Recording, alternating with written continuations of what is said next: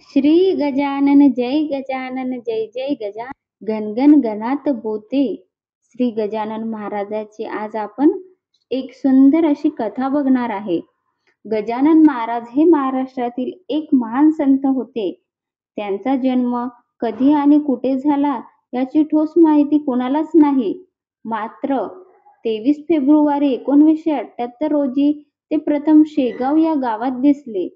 त्यावेळी लोकांना त्यांच्या दिव्य स्वरूपाची जाणीव झाली. महाराज कायम ध्यानस्थ असायचे. त्यांना सांसारिक सुख-दुःखाची पर्वा नव्हती.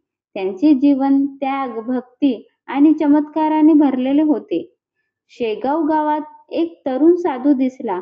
त्याचे केस वाढलेले होते, कपडे फाटलेले होते, पण चेहऱ्यावर अद्वितीय तेज होते. लोकांनी पाहिले की ते चिखलात पडलेली भाकरी उचलून खात आहेत. कोणी त्यांना काही विचारले तरी ते काही उत्तर देत नव्हते. एका सद्गृहस्थाने त्यांना पाहून ओळखले आणि सांगितले, हे साधे साधू नाहीत, ते परमात्म्याचे अवतार आहेत.